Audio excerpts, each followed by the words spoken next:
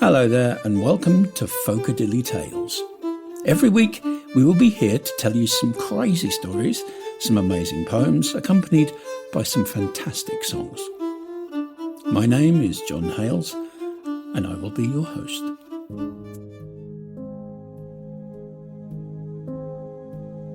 This week, Agnes Lillis is back to talk about the true tale of Toby Gill.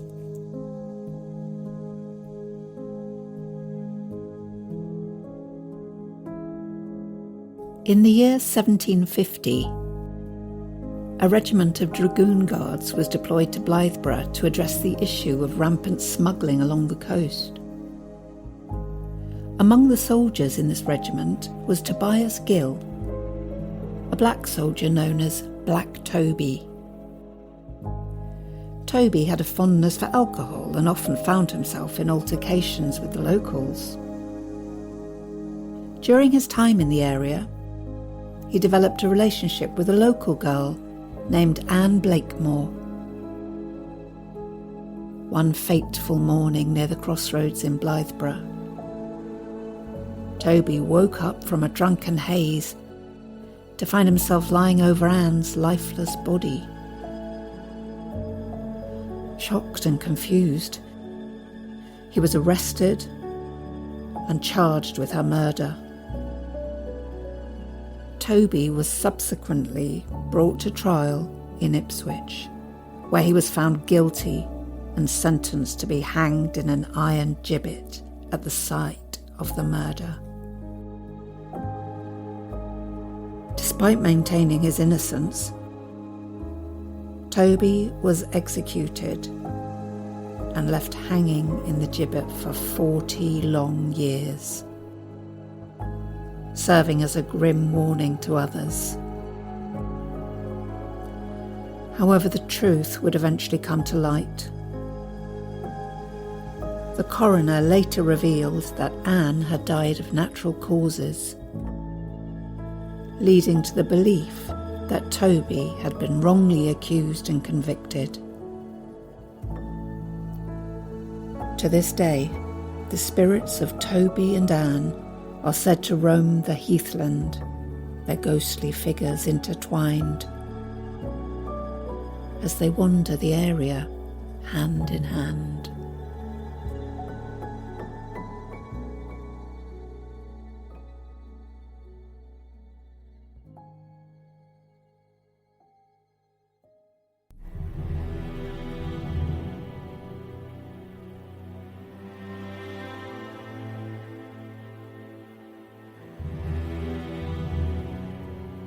Toby's Walk.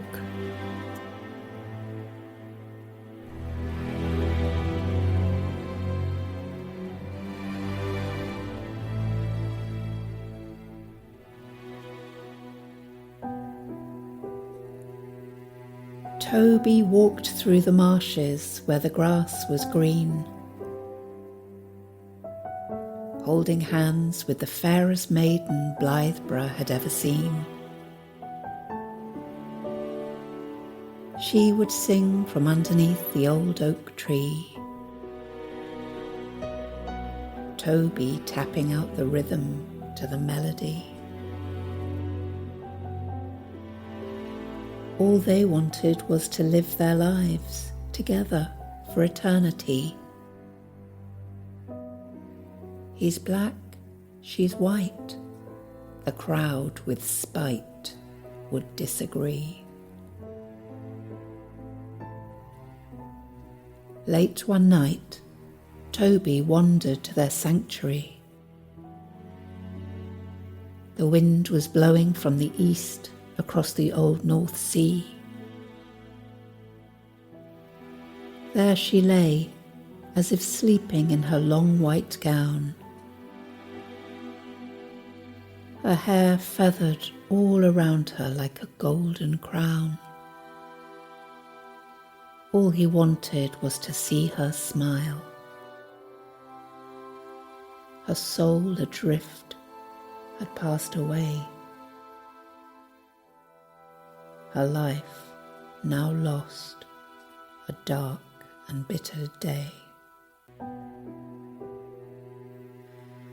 Toby cried all night until the moon was gone. Couldn't leave her on her own and had to linger on. And then they came to point the finger at the only one. It was clear to them a murderer was on the run. All they wanted was to see him hang for the murder of poor Anne. "You'll hang," they cried. The mob united stand. And from that tree, Toby Gill was hanged that day. 'Twas later on, the coroner decided she'd died naturally. No one cared, and it didn't matter anyway. He was dead, and he didn't need an apology. All they wanted was to live their lives together for eternity. He's black, she's white. The mob, with spite, would disagree. "You'll hang," they cried. The mob, united, stand. He's black, she's white. The mob don't understand.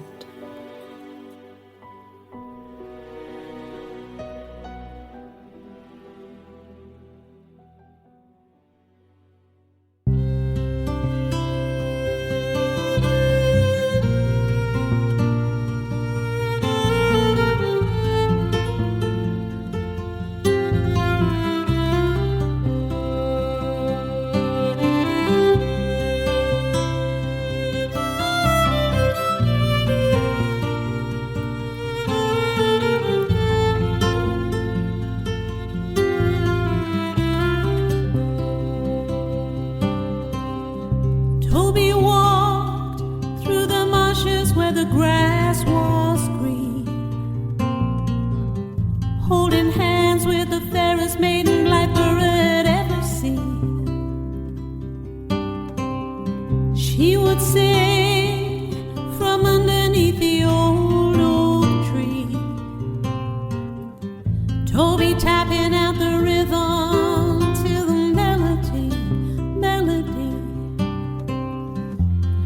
All they wanted was to live their lives together for eternity. Yeah. He's black, she's white. The crowd with spite would disagree.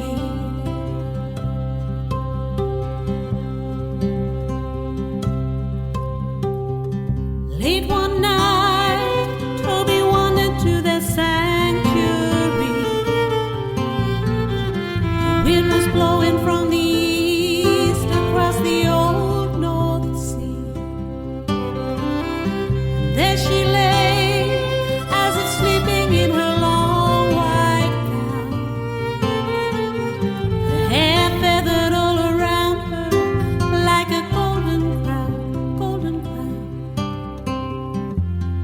All he wanted was to see her smile.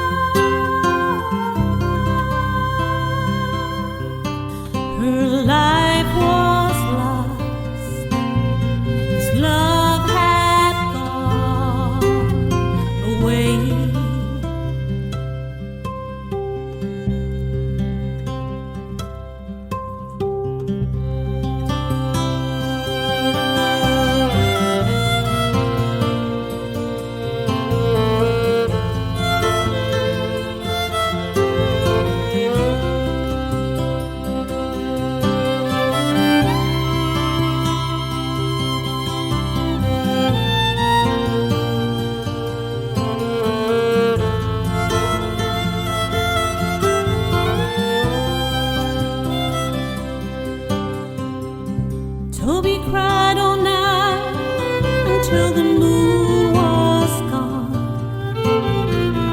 He couldn't leave her all alone and had to linger on. And then they came to point a finger at the only one. It was clear to them a murderer was on the run, on the run. All they wanted was to see him hang for the murder of poor Adam. Yeah, you'll hang, they cried. The mob united stand.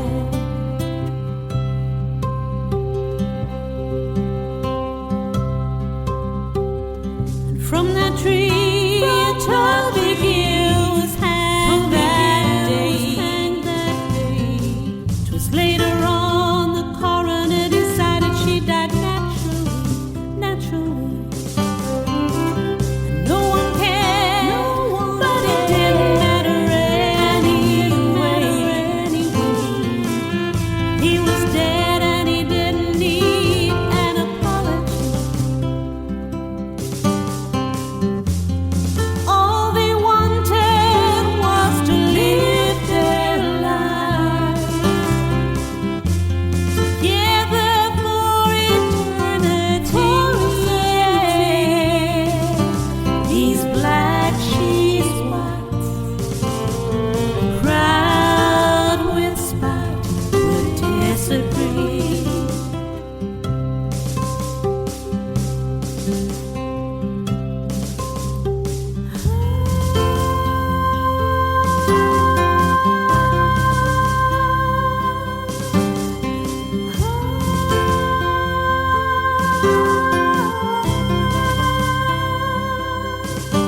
These black she's whites, crowd with spite would disagree. You'll hang, they cry. The mob united stand. These black she's whites, the mob don't understand.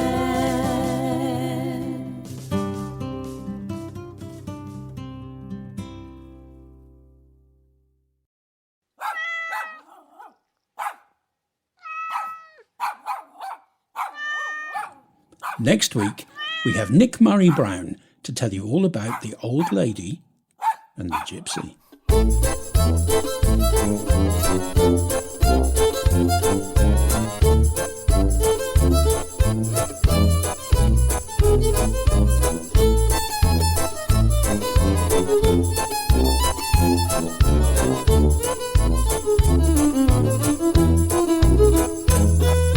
My friend's maternal grandma was a rich old girl. She always wore her diamonds and her hair in pearls, and always kept her money in her husband's hypochondriac from her day to day. Superstitious woman, she had great concern. Her health would take a bitter turn, so she went to a gypsy to ask what would her life be. That crystal ball you hold can see the future.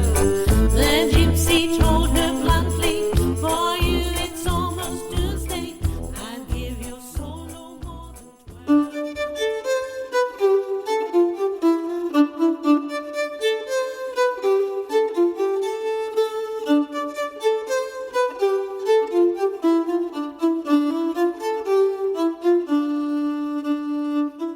Folk-a-Dilly Tales is a Zingaro Blue production.